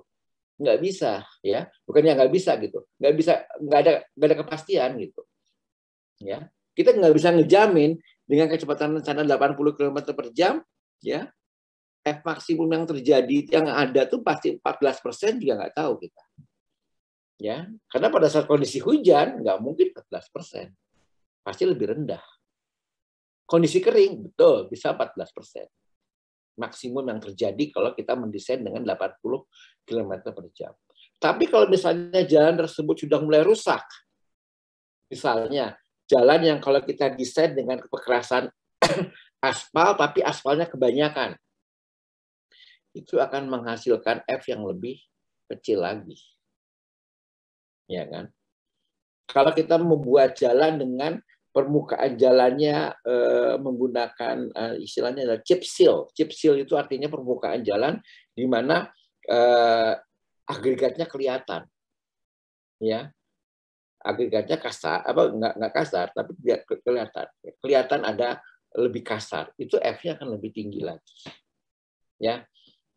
Jadi F itu tidak kita pakai sebagai standar desain, ya. Yang kita desain di suatu tikungan itu hanya ini, ya. Yang kita desain untuk tikungan, ya, itu hanya ini, kemiringan jalan, ya, ini, ya, dan ini. Ini nggak bisa kita pakai. Ini kita sebagai angka kalau dalam bonus lah, ya. Jadi kalau jalan kita tiba-tiba hujan, licin, ya diharapkan nilai E ini adalah sudah cukup mengimbangi gaya sentrifugal. Kemiringan yang terjadi sudah cukup untuk mengimbangi gaya sentrifugal. Kira-kira seperti itu. Ya, kita mendesain tikungan yang kita pakai itu hanya kemiringan melintang dan jari-jari saja. Ya kan? Sementara nilai F itu tidak bisa kita desain dengan pasti. Karena apa? Angkanya sendiri nggak pasti. Ya. Kalau kecepatan oke. Ya. Kecepatan rencana, walaupun kecepatan rencana juga tidak pasti. Ya, mobil lewatnya macam-macam gitu, ya. Tapi setidaknya kita bisa tahu rentang kecepatannya terjadi. Ya, jadi ini ya slide ini hanya menggambarkan apa yang terjadi kalau kita mendesain dengan 80 km per jam. Kalau ada mobil yang lewat jauh di bawah kecepatan rencana dengan ada mobil yang lewat di atas kecepatan rencana, apa yang akan terjadi? Ya, yang terjadi adalah potensi kendaraan tersebut tidak mendapatkan daya cengkram yang bagus. kalau dia jauh di atas kecepatan rencana, atau kondisi di mana mobil tersebut tidak mendapat daya cekram yang cukup, sehingga mobil tersebut cenderung untuk turun atau ketarik ke pusat lingkaran. Ya, ini kondisi yang ini. Itu aja, saya hanya menggambarkan ini aja. Makanya ini disebut sebagai analisis secara teoritis. Ya. Ya. Nah, pertanyaannya sebenarnya bisa kita teruskan sebenarnya. Mana yang lebih berbahaya? F negatif atau F yang nggak cukup? Menurut Anda apa? F negatif kondisinya mobil cenderung pindah. Kalau F yang nggak cukup cenderung untuk kelempar keluar. Jadi kalau bisa saya gambarkan di sini ya, misalnya pakai warna yang lain ya, dia cenderung untuk keluar, kelempar ke sana. Mana yang sebenarnya kondisi mana yang lebih berbahaya? F yang negatif atau F yang lebih yang tidak cukup? Apa tadi ada yang mau jawab? Menurut saya mungkin tergantung jalannya juga sih Pak. Kalau misalnya pinggirnya jurang gitu ya Pak, mungkin akan lebih bahaya kalau F-nya terlalu besar. Tapi kalau misalnya pinggirnya lapangan gitu ya, mungkin lebih bahaya kalau misalnya F-nya negatif. Dan mungkin juga bergantung juga pada keramaian jalan tersebut mungkin ya Pak. Kalau misalnya Ya. ramai, ya. Oke, ya itu oke, itu jawabannya cukup bagus lah ya. Cuma permasalahannya gini sekarang, kita sama-sama nggak mending lah ya sebenarnya. F-nya jauh, F-nya nggak cukup dengan F-nya negatif, ya kan. Cuman mungkin pertanyaannya bisa kita rubah. Untuk antisipasi F negatif, apa yang bisa kita lakukan dalam desain jalan kita? Untuk mengantisipasi terjadi F-nya tidak cukup, apa yang bisa kita lakukan dalam desain jalan kita? Kira-kira apa?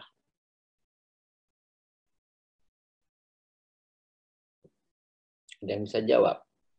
Antisipasi sebagai bentuk F yang tidak cukup. Antisipasi kondisi seperti ini, apa yang kita lakukan? Misalnya kita mendesain jalan. Jadi, ya, kemudian kita berpikir, ini dalam audit keselamatan. Ya, dalam audit keselamatan itu adalah kita membuat jalan sesuai dengan standar, sudah benar jalan kita. Ya, cuman kalau kita lihat ini ada potensi terjadi kecelakaan. Anda sudah benar mendesain ini. Ya, kecepatan rencananya sudah benar, ya, sudah dikunci kecepatan rencana, jari-jarinya sudah benar, 800 itu masih jauh di atas jari-jari minimum, ya. Tapi Anda mikir gitu, ini kayaknya secara keselamatan, ya, jalan tersebut punya potensi kecelakaan. Ya tadi ada kondisi tadi, F-nya negatif atau F-nya tidak cukup untuk mengimbangi kecepatan yang terjadi. Ya. Maka Anda harus berpikir dari aspek standar geometrik nggak masalah jalan, tapi dari aspek keselamatan ini akan jadi masalah. Apa yang harus saya lakukan, ya, agar jalan kita lebih berkeselamatan untuk mengantisipasi F yang tidak cukup, yaitu yang ini, apa yang harus kita lakukan dalam desain kita? Untuk mengantisipasi F yang negatif, apa yang harus saya lakukan? Kira-kira apa?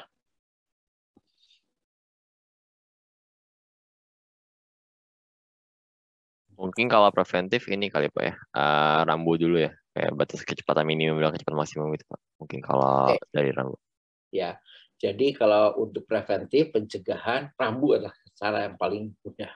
Makanya dalam mendesain jalan, misalnya geometrik, nanti ada satu lembar, ya, tambahan beberapa lembar dalam dokumen desain kita itu adalah desain rambu.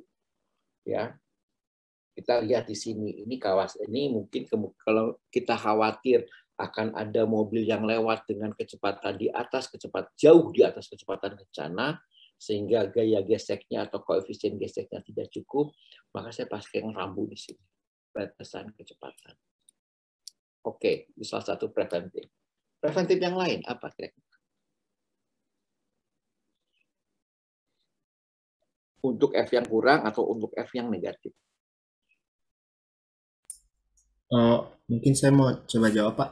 Ya, Mungkin kalau memang jalannya nggak bisa diubah, misalnya diperlebar atau diperlebar atau diperluas, mungkin bisa dibuat jarak pandang yang cukup, Pak. Jadi kalau misalnya dilihat ada mobil yang dari lawan arah, pengemudi bisa ancang-ancang ambil tikungan yang lebih luar gitu, Pak, atau lebih dalam.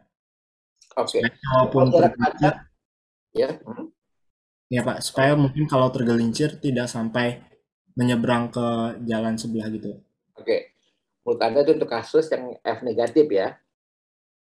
Iya Pak.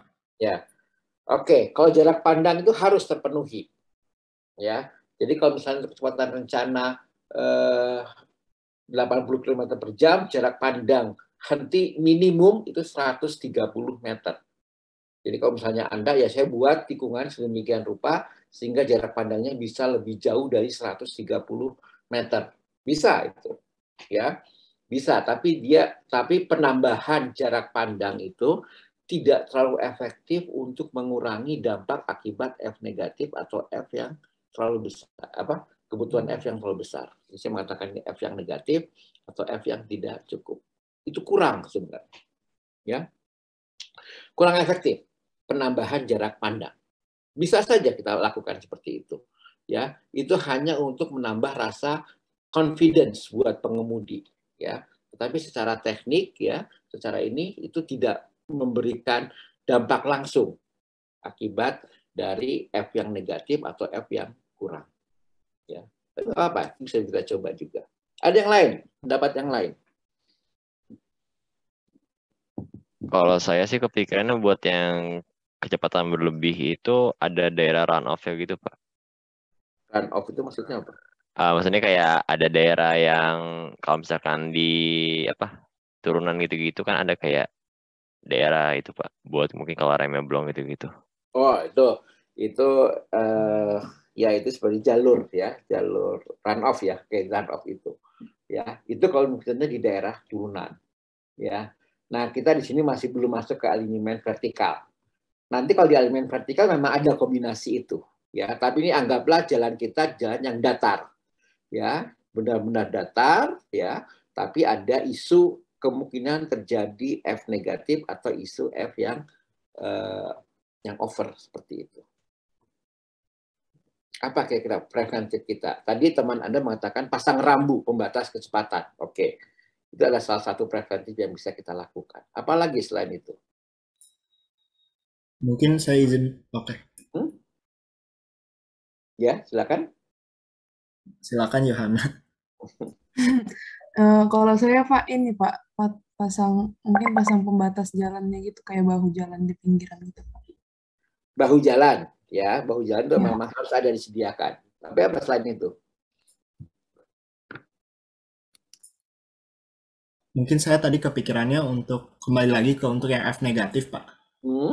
Mungkin sebenarnya kemungkinan tergelincir lebih mungkin oleh yang kendaraan yang bobotnya lebih besar ya Pak. Jadi mungkin untuk jalan tersebut dikendalikan kendaraan-kendaraan yang melintas batas maksimum bobotnya seperti apa gitu Pak, supaya kedepannya di beberapa tikungan ke depan tidak terlalu berbahaya untuk yang F negatif ini Pak.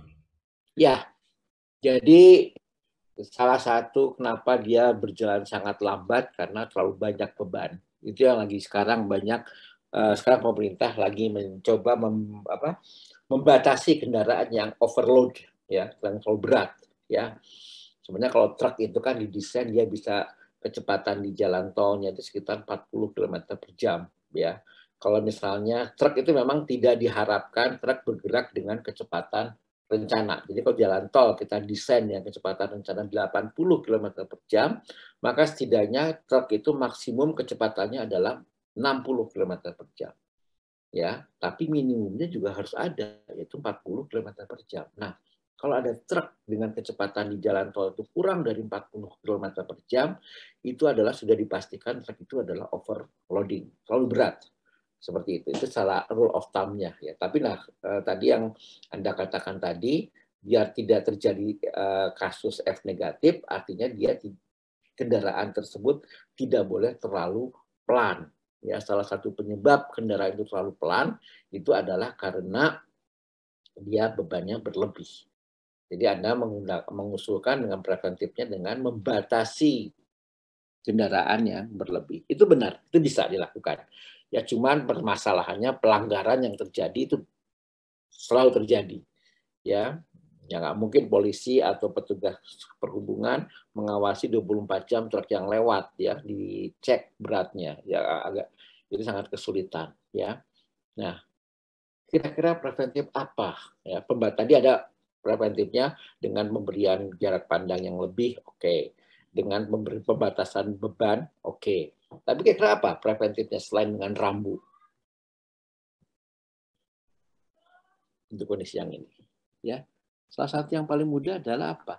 Ini kan cenderung untuk terlempar. Nah, biar dia tidak terlempar, ya tadi teman Anda mengatakan, ya tergantung Pak, kalau dia di jurang itu bahaya sekali, tapi kalau dia sawah atau apa mungkin nggak terlalu masalah. Maka cara yang paling mudah apa? Dengan memberikan pagar. Ya, ada pagar pengaman di sini. Ya, jadi ada pagar.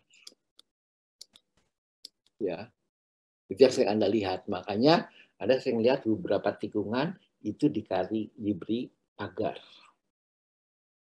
Ya, tujuannya buat apa? Agar kalau misalnya ada mobil lewat di tikungan, koefisiennya kurang dan dia cenderung untuk terlempar, itu akan ditahan oleh pagar. Ada lagi, ya, sebelum pagar, biasanya sebelum pagar, ya, atau kadang-kadang juga dikombinasikan dengan pagar, itu adalah dengan memberikan chevron. Rambu bahwa di situ ada tikungan. Ini namanya chevron.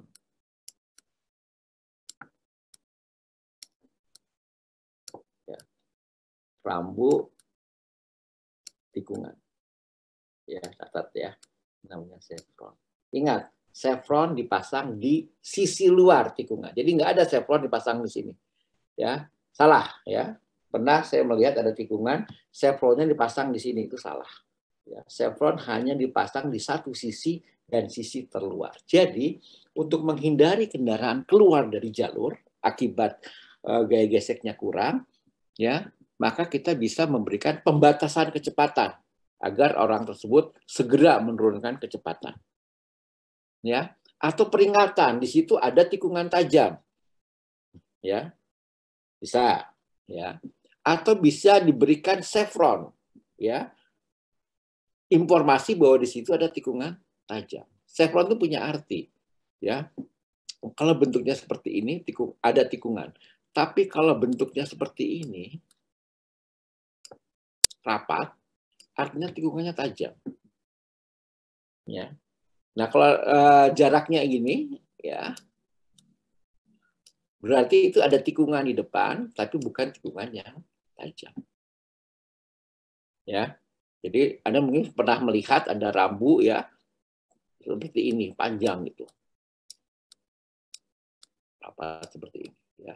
Ini adalah chevron juga namanya, tapi menandakan bahwa di depan itu ada tikungan tajam. Kalau tikungan tidak terlalu tajam, itu cuma seperti ini saja.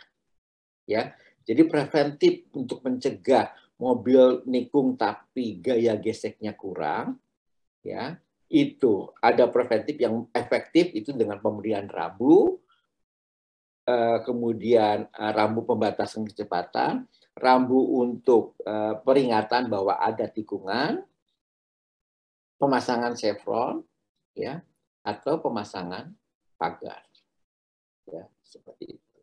Itu untuk kendaraan-kendaraan yang menikung dengan kecepatan di atas kecepatan rencana sehingga dia tidak mendapatkan gaya gesek yang cukup.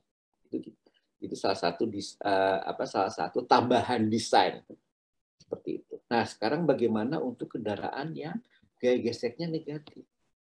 Nah, gaya gesek negatif ini, ya, itulah kecenderungan untuk mobil pindah. Tadi teman Anda mengenakan batasan muatan dengan memperpanjang jarak pandang. Itu bisa, tapi efektivitasnya mungkin kurang gitu.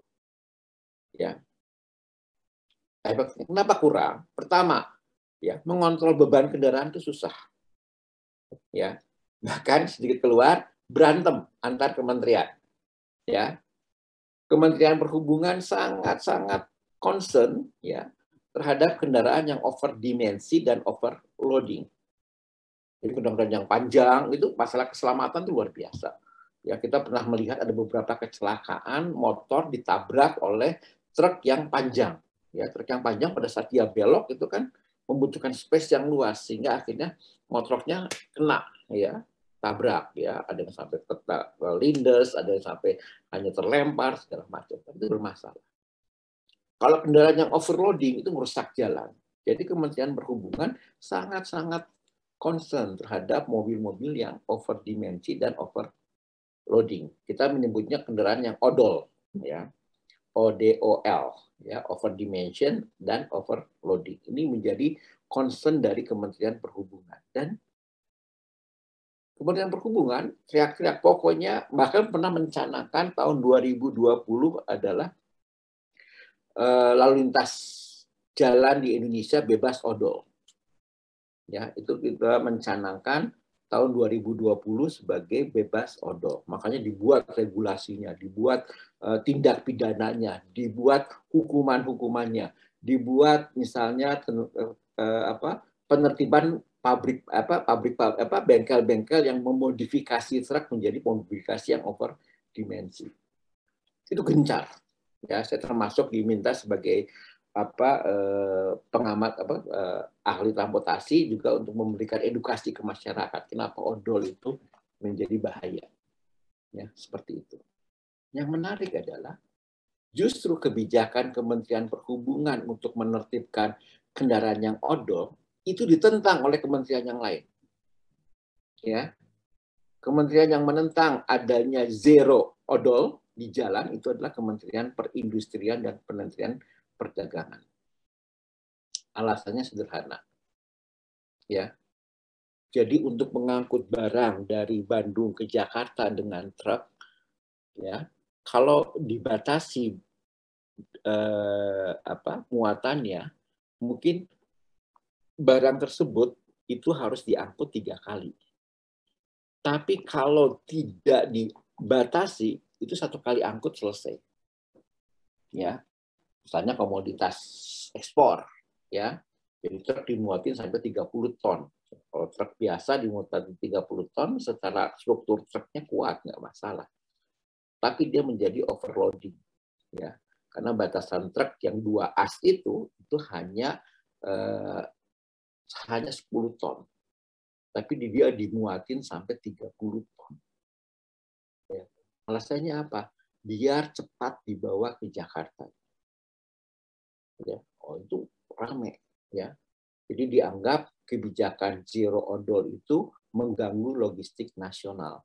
Dianggap kebijakan zero odol itu mengganggu distribusi barang, sehingga terjadi kelangkaan barang, sehingga barang menjadi mahal. Ya, itu yang saya waktu itu sebagai akademisi saya menentang, ya, bahwa alasan akibat zero odol menjadi harga barang mahal itu konyol. Ya, itu sama aja orang yang tidak mengerti transportasi. Ya, seperti itu. Ya. Nah, itu ramai. Makanya zero odol yang rencananya dicanangkan tahun 2020 digeser menjadi 2023.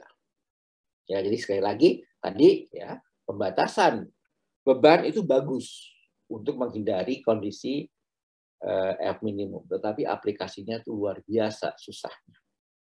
Bahkan antar kementerian pun berantem hanya gara-gara urusan odol ini, ya, pembatasan beban. Ya, kalau masalah memperpanjang jarak pandang itu bagus, ya, jarak pandang 130 meter untuk kecepatan rencana 80 km per jam itu adalah jarak pandang minimum, lebih panjang lebih baik. Ya, jadi untuk F negatif, ya, kontrol muatan, ya, itu relatif lebih sulit. Nah, apa yang bisa kita lakukan, ya? Yang bisa kita lakukan untuk menghindari terjadinya kendaraan pindah lajur seperti ini, yang banyak kita lakukan adalah dengan memberikan median di sini. Ini kan marka, ya, markanya putus-putus. Maka kita ganti marka putus-putus dengan median. Ya, median yang timbul. Jadi di jalan keluar. Nah, seperti ini. Ya, istilahnya median curve. Ini bahasa Indonesianya. Bahasa Inggrisnya curve. Bunyinya bersamalah. Ya, tapi di Indonesia kan menjadi curve. Ya, atau kalau orang Sunda nyebutnya kerep, ya, karena orang Sunda nggak bisa ada dua huruf yang berdekatan, harus ditambah huruf hidup. Ya, jadi orang Sunda ya menyebutnya sebagai kerep. Ya. Kerep itu ya curve ya yang dinaikkan ya seperti ini. Jadi kasih curve di sini. Sehingga kalau ada kendaraan yang kurang koefisiennya, dia tidak akan pindah, ya, dia akan tertahan oleh curve ini, ya, sehingga dia biasanya sebetulnya kalau itu sudah mendekati curve, otomatis ini terlalu lambat, dia akan mempercepat kendaraan, seperti itu. Ya, ini preventif yang cukup efektif. Ya. Gitu. Oke, ada pertanyaan sampai situ? Ya, jadi isu dari koefisien G-SEP yang kurang dengan isu koefisien G-SEP negatif itu sebenarnya isu yang sifatnya teoritis sebenarnya. Hitungannya teoritis, ya. Tapi konsepnya sendiri, isunya sendiri adalah real, yang perlu ada pencegahannya. Sehingga tadi kalau tikungan di mana kita khawatir koefisien G-SEP-nya kurang, ya, maka kita dengan pembatasan kecepatan, informasi tikungan, pakai pagar, pakai servon, itu banyak ya. Tapi kalau untuk yang terkait dengan F-nya negatif ya, yang preventif yang bisa kita lakukan mungkin hanya dengan memberikan curve ya. Jadi memberikan pembatas yang sifatnya fisik. Ya. Kalau nggak mau fisik, kenapa? Hati-hati. Kalau kita memberikan pembatas yang fisik seperti ini, hati-hati. Ya, karena ada banyak kendaraan yang malah menabrak ini. Ya. Jadi, kalau misalnya kita akan memberikan curve, ya misalnya ada suatu jalan, kita hanya memberikan curve-nya di sini, itu sangat, ini cukup berbahaya. Karena apa? Mobil mungkin tidak bisa mengantisipasi. Ya. Nah, kita akan memasang curve yang di sini, maka kita harus yakinkan marka di sini lurus. Kenapa? Tidak boleh ada kendaraan yang menyiap. Jangan sampai kendaraan menyiap tiba-tiba di depannya curve. Itu udah pasti nyangkut. Ya, seperti itu. Jadi kalau mau ada pasang curve, yakinkan bahwa jalan kita tuh kalau misalnya ada putus-putus, ya, maka dibuat lurus dulu markanya. Baru setelah itu kita pasang curve. Ya. Berapa panjang ini? Minimal 50 meter. Ya, 50 meter. Ya. Ini markanya. Jadi markanya putus-putus, 50 meter, dan kemudian curve. Pak, tapi kan jarak panjang menyiapnya cukup sebenarnya sampai sini. Oke. Ya. Tapi karena ada kondisi seperti ini, maka kita kurangi jarak panjang menyiapnya. Artinya daerah tersebut kendaraan bisa menyiap, ya. Tapi karena kita khawatir ada ini, ya, negative friction ini, ya sudah.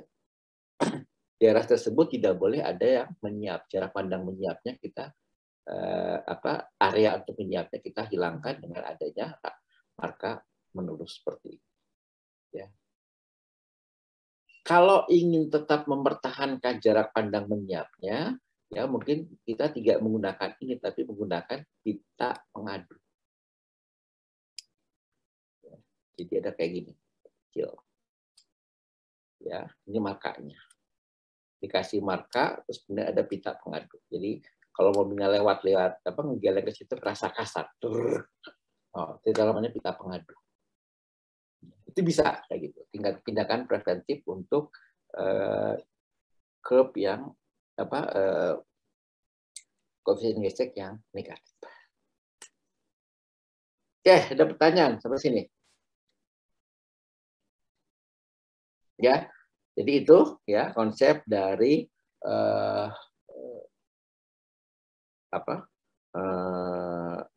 koefisien negatif, ya, koefisien negatif dengan koefisien yang kurang, pada suatu tikungan. Ya. Kalau nggak ada pertanyaan, ya kuliah saya sampai di sini. Ya, nanti kita nanti masuk ke tikungan. Tadi yang contoh soal yang tadi akan saya rapihkan. Ya, tolong buka lagi kuliah surveyingnya. Ya, Anda harus tahu apa itu azimut, apa itu sudut tikungan. Ya, bagaimana cara menghitung azimut. Ya, terus kemudian Anda harus memahami lagi tentang apa itu koordinat Cartesian, ya, apa itu koordinat polar, ya, Anda harus memahami lagi. Oke, ya, mungkin gitu, ya, kuliah saya, ya, untuk hari ini, ya, kita akan lanjutkan minggu depan. Kalau ada pertanyaan, silakan kita diskusikan di WA Group. Oke, itu aja, ya. Terima kasih. Assalamualaikum warahmatullahi wabarakatuh. Waalaikumsalam warahmatullahi wabarakatuh. Terima kasih, Pak. Terima kasih, Pak.